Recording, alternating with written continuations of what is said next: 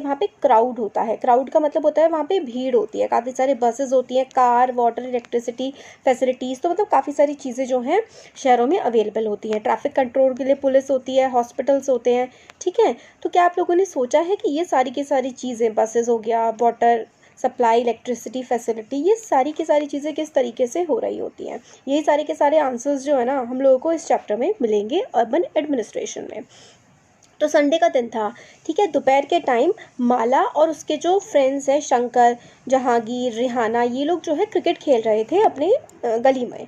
तो शंकर ने मतलब has bowled a good over and although he nearly, मतलब तो इसमें ये है ना कि शंकर जो है उसने काफ़ी अच्छी बॉलिंग करी, रिहाना को आउट कर दिया, मगर फिर भी वो ज़बरदस्ती बैटिंग कर रही थी और वो काफ़ी ज़्यादा, इसकी वजह से शंकर फ्रस्ट्रेट हो गया था और उसने क्या किया, काफ़ी छोटी सी बॉल डाली ताकि वो इजीली कैच हो जाए, बट रिहाना ने उसको काफ़ी तेज़ मार दिया और स्ट्रीट लाइट तोड़ दी। तो मतलब बच्चों ने गेम खेलते हुए क्या करते हैं, स्ट्रीट लाइट को तोड़ देते हैं। फिर एकदम से रिहाना चिल्लाती है कि ये क्या हो गया, ये क्या कर दिया मैंने। शंकर ने कहा कि हाँ, और वो भूल गया कि मतलब स्ट्रीट लाइट टूटी है, उसको बस ये था कि भाई मतलब अगर कुछ तोड़ दिया या फिर बॉल बाहर की तरफ चली गई तो आउट। तो शंकर को तो यही था, बट रिहाना को लग रहा था कि उसने स्ट्रीट लाइट तोड़ दी है। माला, जहांगीर और रिहाना काफ़ी ज़्यादा परेशान हो गए कि मतलब अब वो क्या करें, ठीक है। फिर मतलब वो सोचने लगी कि लास्ट वीक उन्होंने निर्मला मौसी जो हैं उनकी खिड़की तोड़ी थी, तो सारे बच्चों को अपनी पॉकेट मनी जोड़ करके पैसे देने पड़े थे उसके। अब उनको लगा कि अब उन्होंने स्ट्रीट लाइट तोड़ी है तो वो दोबारा से पैसे कहाँ से लाएंगे, और स्ट्रीट लाइट किसकी है, किसको वो पैसे दें जा करके। तो उसको कुछ समझ नहीं आ रहा था, रेहाना को भी और बाकी बच्चों को भी, वो अब क्या करें। मतलब किस किस बच्चों को, कुछ बच्चों को तो फ़र्क ही नहीं पड़ा, बट रिहाना हो गई, ठीक है, और ये देखिए माला, जहांगीर, रिहाना, ये तीनों बच्चे सोच रहे थे अब किसको पैसे दें, इन्होंने स्ट्रीट लाइट तोड़ दी है। रिहाना का घर जो है वो सबसे ज़्यादा पास था, तो वो लोग जो है रिहाना के सब घर गए और रिहाना ने अपनी मम्मी को बताया कि क्या हुआ है। तो रिहाना की मदर ने कहा कि मेरे को अच्छे से तो नहीं पता चीज़ों के बारे में डिटेल में, बट जो ये सारे काम होते हैं ना, ये म्यूनिसिपल कॉरपोरेशन करती है सिटी के। कौन से सारे काम, जैसे कि स्ट्रीट लाइट लगाना, ठीक है, तो ये म्यूनिसिपल कॉरपोरेशन की ड्यूटी होती है और वही रिप्लेस करती है या फिर लगाती है, हटाती है स्ट्रीट लाइट्स को। स्ट्रीट लाइट्स क्या होती है, स्ट्रीट मतलब सड़क, सड़क पे जो लाइट्स लगी होती हैं। बेस्ट पर्सन जो आप लोगों को इसके बारे में बता सकता है वो है यासमा खाला। वो अभी अभी म्यूनिसिपल कॉरपोरेशन से रिटायर हुई हैं। तो फिर बच्चों ने सोचा कि अब जो है यासिम खाला के पास ही जाया जाएगा। यासिम खाला जो है उसी गली में रहती थी और रिहाना की मदर की वो मतलब अच्छी दोस्त भी थी। तो बच्चे जो हैं वो खाला के घर गए और जब खाला ने जो है दरवाज़ा खोला तो बहुत सारे क्वेश्चंस वो एकदम से खाला से पूछने लगे कि जो है स्ट्रीट लाइट के बारे में बताया। यास्मीन खाला जो है हंसने लगी और फिर कहा कि कोई भी पर्सन नहीं है जिसको आप लोगों को पैसे देने होंगे, ये तो बहुत ही बड़ी म्यूनिसिपल कॉरपोरेशन का काम है। स्ट्रीट लाइट लगाना मतलब लाइटें लगाना, कूड़ा इकट्ठा करना, वाटर की सप्लाई करना और सड़कों को, बाज़ारों को साफ़ रखना, ये सारा का सारा काम जो है ना वो कौन करता है, म्यूनिसिपल कॉरपोरेशन ये काम देखता है। तो I have heard about municipal corporation, बच्चों ने कहा कि उसके जो साइन हैं वो मतलब सिटी में लगे रहते हैं मलेरिया से बचाव के लिए, माला ने कहा।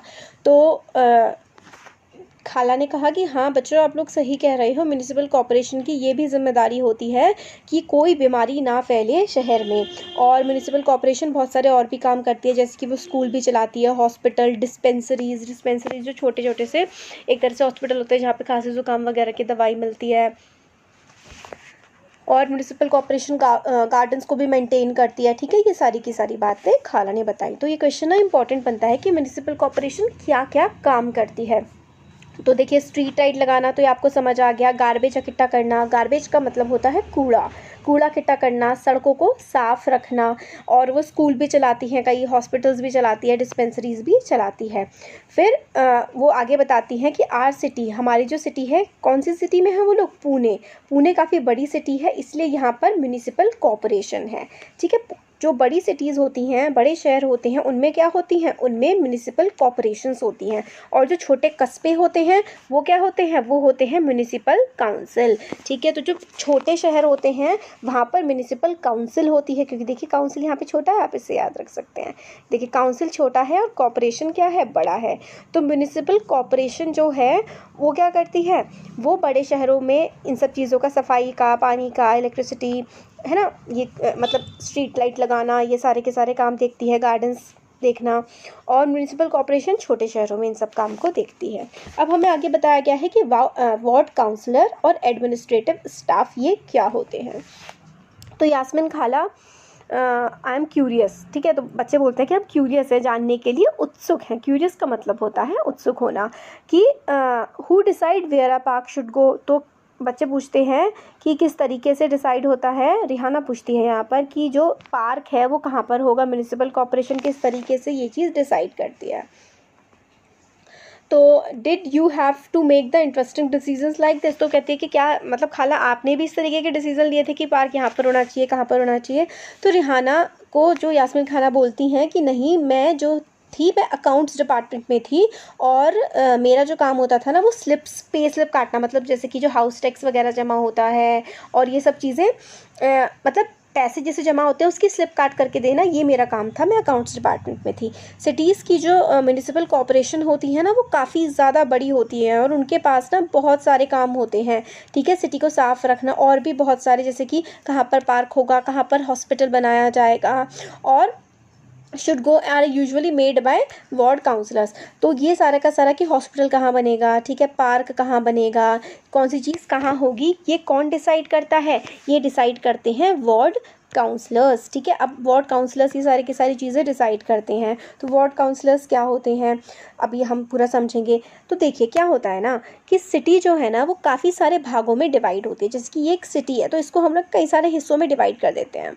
जैसे हम लोगों ने पंचायत में देखा था, कई सारे हिस्सों में डिवाइड कर देते हैं और वहाँ से ही क्या आते हैं, बहुत सारे वार्ड्स हैं, कई सारे हिस्से जिनमें डिवाइड करते हैं ना किसी भी शहर को, उसको हम लोग वार्ड बोलते हैं।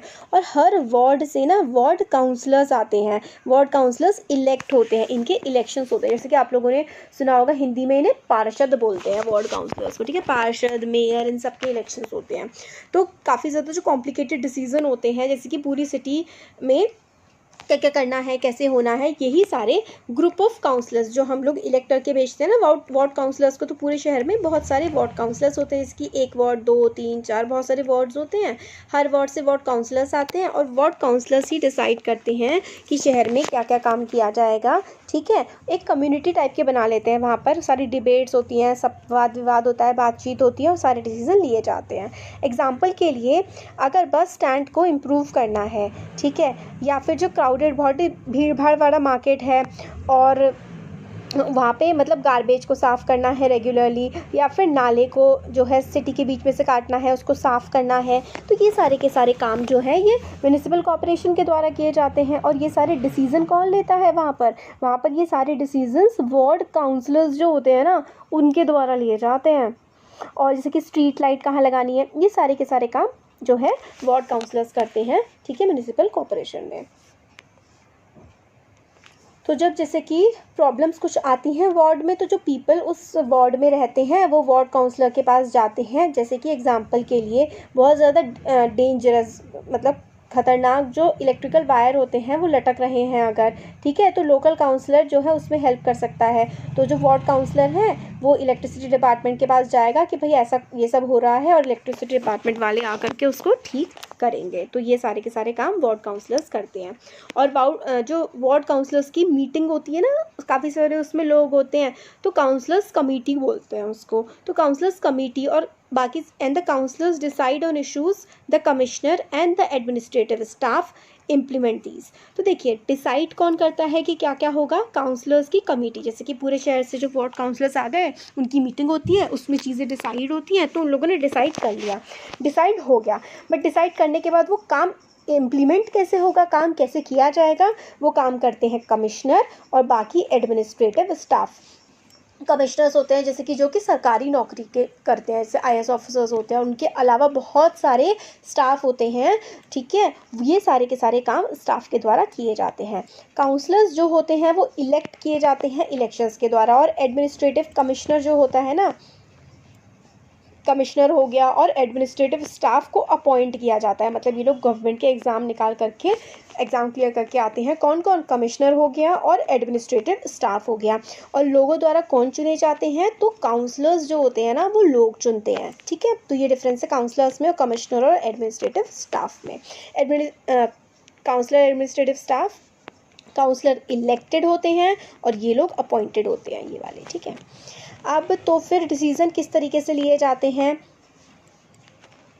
ये सोचा रेहाना ने, ठीक है। वेल, तो बताती हैं खाला कि सारे के सारे जो वार्ड काउंसलर्स हैं ना वो मिलते हैं, वो एक बजट बनाते हैं कि कितना पैसा जो है कहाँ पर खर्च किया जाएगा। वार्ड काउंसलर्स ट्राई करते हैं कि ज़्यादा से ज़्यादा डिमांड्स जो है मानी जाए उनके वार्ड की, मतलब जैसे कि सारे के सारे वार्ड काउंसलर्स मिले, ऐसे करके देखिए ये सिटी है और सिटी में बहुत सारे वार्ड्स हैं, हर वार्ड काउंसलर की एक मीटिंग होती है, ठीक है। इनकी यहाँ पर मीटिंग चल रही है, तो हर वार्ड काउंसलर जो चाहता है कि उसके वार्ड में ज़्यादा से ज़्यादा काम किया जाए, तो ये सारे के सारे जो है वो लोग डिसाइड करते हैं कि कहाँ पर कैसे पैसा लगाया जाएगा।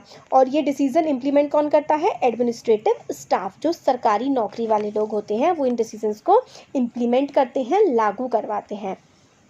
यास्मीन खाला को अच्छा लग रहा था कि बच्चे उनसे ये सारे के सारे क्वेश्चंस पूछ रहे हैं, क्योंकि कोई भी एडल्ट जो है, मतलब एडल्ट का मतलब होता है बड़े लोग, जो 18 साल से ऊपर की एज के लोग होते हैं उनको एडल्ट्स कहते हैं। तो एडल्ट्स कभी भी उनकी जॉब में इतना इंटरेस्ट नहीं लेते थे, और मतलब एक तरह से खाला को अपॉर्चुनिटी मिल गई, अवसर मिल गया बच्चों को ये सब बताने का, जो जो उनके एक्सपीरियंस रहे हैं अपनी नौकरी के टाइम पर, ठीक है।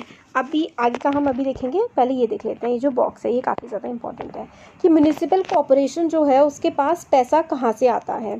तो मनी प्रोवाइड करना, रनिंग एंड काफ़ी सारे काम करने होते हैं म्यूनिसिपल कॉर्पोरेशन को, तो उसके पास जो पैसा आता है वो टैक्स कलेक्ट करते हैं, ठीक है। बहुत सारा कलेक्शन होता है।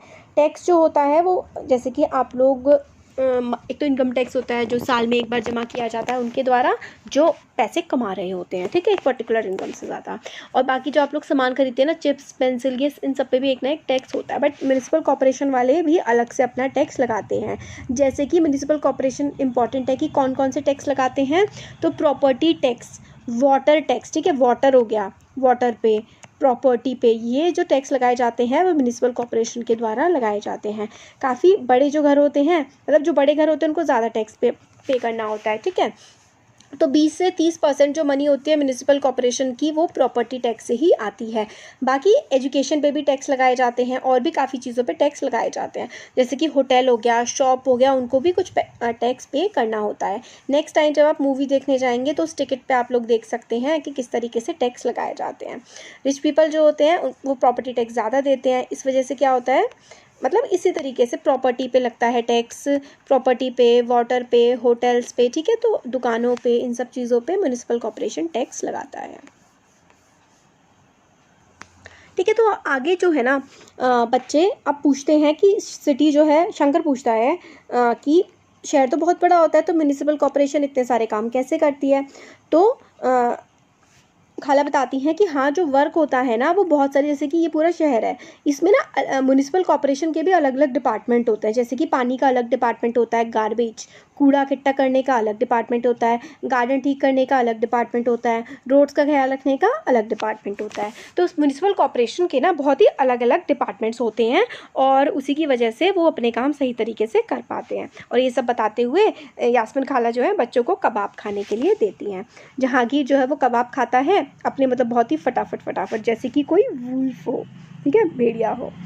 हाँ, अब यास्मीन खाला फिर पूछता है कि यास्मीन खाला ये जो गार्बेज है म्यूनिसिपल कॉर्पोरेशन जो कलेक्ट करती है वो कहाँ पर जाता है, जो कूड़ा गाड़ियाँ इकट्ठा करके ले जाती हैं ये कहाँ जाता है।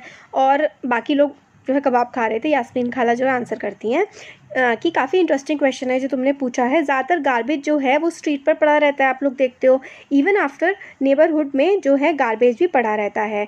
इसकी वजह से जो है बहुत सारा गार्बेज अनकलेक्टेड भी रह जाता है। जब गार्बेज अगर ऐसे ही पड़ा रहेगा कूड़ा, तो उसकी वजह से वहाँ पे कुत्ते आते हैं, चूहे आते हैं, मक्खियाँ वगैरह आती हैं और इससे बहुत ज़्यादा गंदी स्मेल आती है और ये बच्चों की हेल्थ के लिए भी बहुत ज़्यादा ख़राब होता है और स्ट्रीट के लिए, सड़कों के लिए, पेरेंट्स मतलब हर किसी के लिए बहुत ज़्यादा ख़राब है, क्योंकि कूड़ा ऐसे ही पड़ा रहता है, सड़ता है, तो उससे क्या होती है, बहुत ज़्यादा बीमारियाँ भी फैलती हैं। तो इसमें रिसाइकल मतलब अलग अलग चीज़ों को रिसाइकिल करा जा रहा है, इस पिक्चर में ये बताया गया है।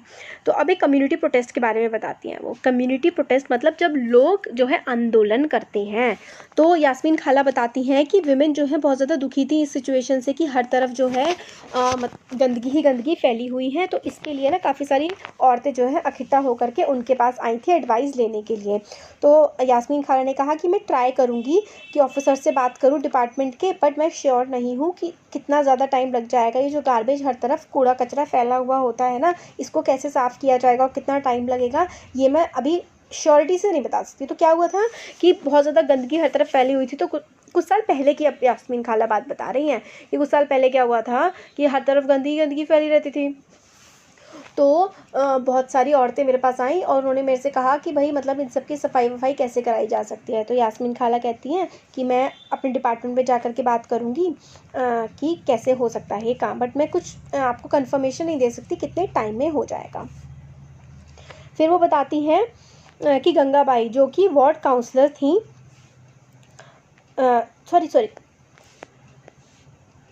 गंगाबाई वार्ड काउंसलर नहीं थी, गंगाबाई एक औरत थी जो सबसे कहती है सारी औरतों से कि हम लोगों को वार्ड काउंसलर के पास जाना चाहिए और उसकी ये ड्यूटी है कि साफ़ सफाई वो रखवाए।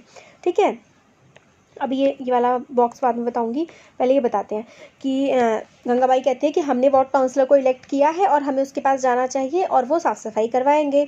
तो वो कुछ औरतें इकट्ठा होकर के जाती हैं और स्लोगन्स चिल्लाने लगती हैं वार्ड काउंसलर के घर के बाहर।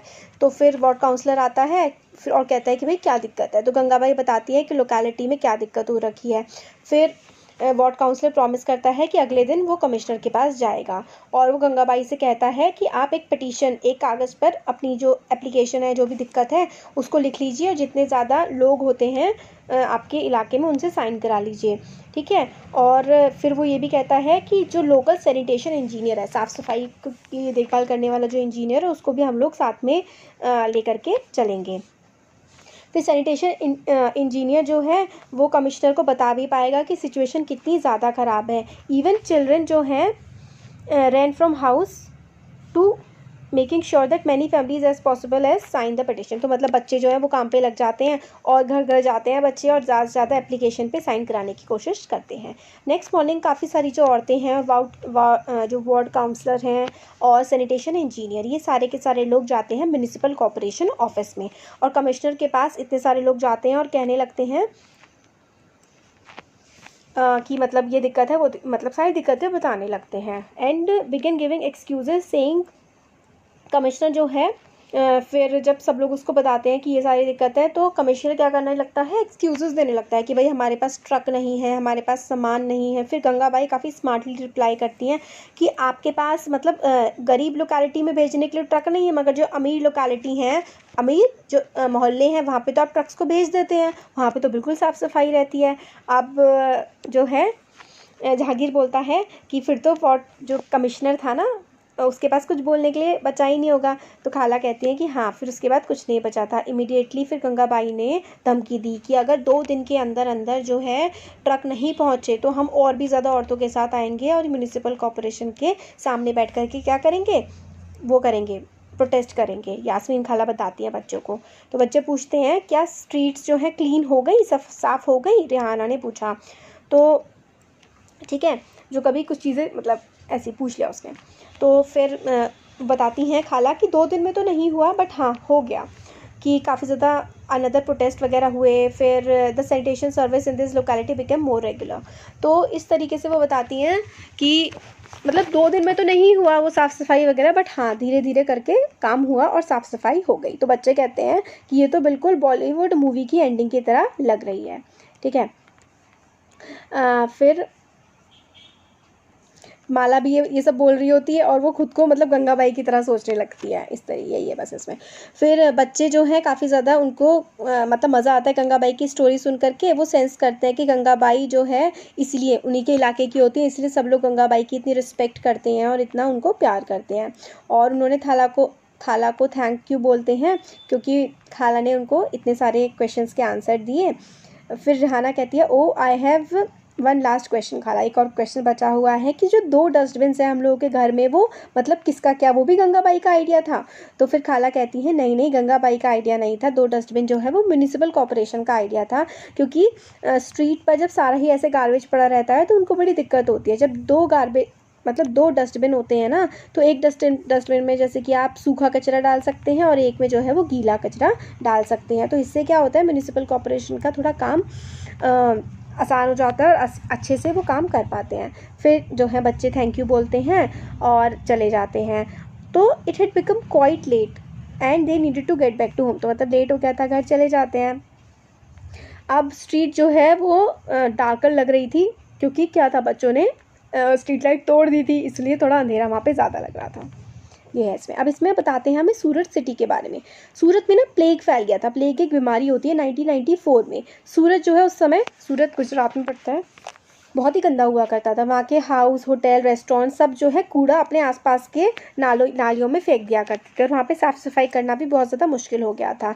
और म्यूनिसिपल कॉर्पोरेशन भी ढंग से कूड़ा इकट्ठा नहीं करती थी और मतलब सिचुएशन ख़राब होती गई। वहाँ पर प्लेग फैल गया, बीमारी फैल गई और इससे क्या हुआ, हवा में और मतलब बहुत ज़्यादा डिजीज़ फैल गई और बहुत सारे लोगों ने अपनी जो है जान खो दी। मतलब बहुत सारे लोग बीमार पड़ने के बाद मर गए थे और लगभग 3 लाख लोगों ने सिटी छोड़ दी थी, डेजर्ट कर दी थी, मतलब छोड़ दी थी। फिर म्यूनिसिपल कॉर्पोरेशन हरकत में आए और उसने क्लीनिंग करने का, सिटी को साफ़ करने का काम शुरू किया और सूरत जो है तब से ही सेकंड क्लीनेस्ट सिटी है आफ्टर चंडीगढ़। मतलब सूरत अब काफ़ी ज़्यादा साफ़ सुथरा शहर बन गया है क्योंकि म्यूनिसिपल कॉर्पोरेशन ने अपना काम बहुत ज़्यादा अच्छे से वहाँ पे करना शुरू कर दिया, कूड़ा इकट्ठा करना, साफ़ सफाई करना। तो अब सूरत काफ़ी ज़्यादा साफ़ है।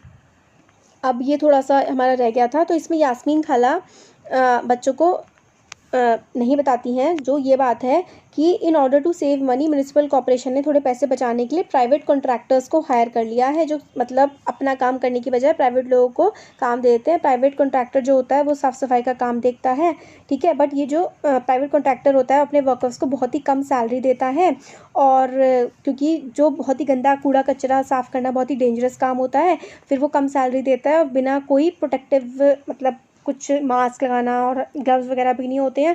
तो जो वो लोग होते हैं ना साफ़ सफाई वाले,